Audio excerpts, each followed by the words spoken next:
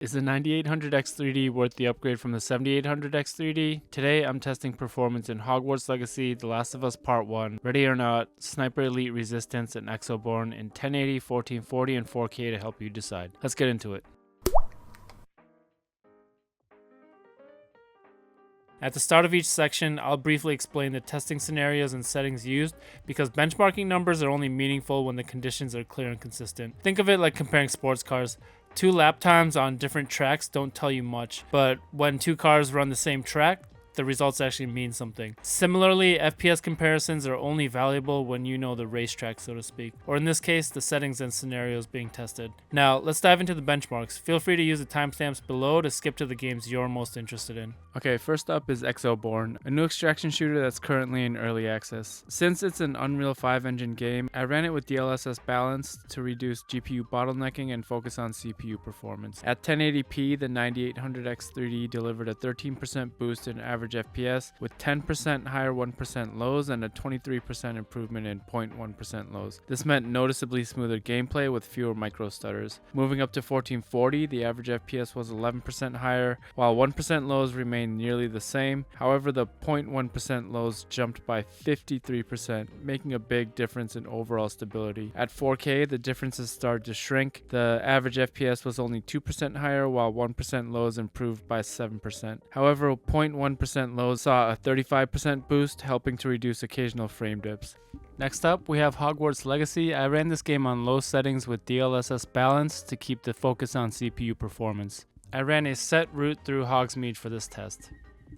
At 1080p, the 9800X3D delivered a massive 30 to 40% boost in average FPS, 1% lows, and 0.1% lows, making for a much smoother experience across the board. At 1440, we saw the same 30 to 40% gains in all categories, showing that the 9000 series improvements really help in CPU-heavy open-world games. At 4K, the GPU starts to take on more of the workload, but the 9800X3D still pulled ahead with a 17% increase in average FPS, along with 10% higher 1% and 0.1% lows, helping to maintain stability. Hogwarts Legacy is a CPU-intensive game, and the 9800X3D's performance gains here are some of the biggest in this entire test.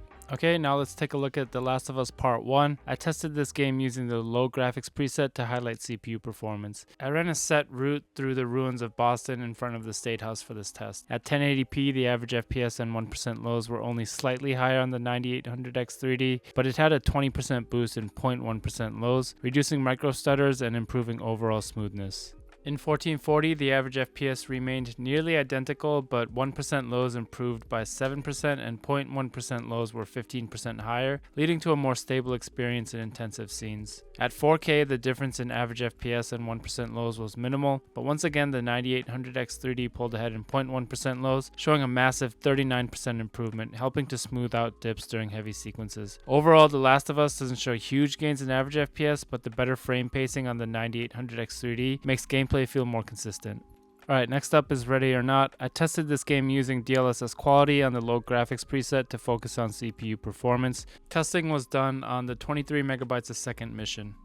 In 1080, the 9800X3D showed a moderate 7 to 8% increase across the board in average FPS, 1% lows, and 0.1% lows. At 1440, the gains were slightly smaller with a 7% boost in average FPS, 4% increase in 1% lows, and 7% higher 0.1% lows. Surprisingly, at 4K, I saw the biggest differences, with the 9800X3D delivering around a 10% uplift in all categories, improving stability even at higher resolutions. While the improvements aren't massive, the 9800X3D consistently provides better performance, especially at 4K where it helps smooth out frame pacing. Finally, we have Sniper Elite Resistance. I tested this game on the low graphics preset and I used the first mission for this test. At 1080, the 9800X3D delivered about a 10% uplift in all categories. However, with the FPS at 699 and 644, the difference is nearly impossible to notice in actual gameplay. At 1440, the gap narrowed slightly with only a small difference across the board. Both chips pushed extremely high frame rates, making the performance feel nearly identical. At 4K, the 1% lows remained the same, while the 9800X3D showed an 8% increase in average FPS and a 5% boost in 0.1% lows, keeping frame pacing a little more consistent in number, but in the end, while the 9800X3D does provide measurable gains, at these insanely high FPS numbers, the real-world difference is barely noticeable.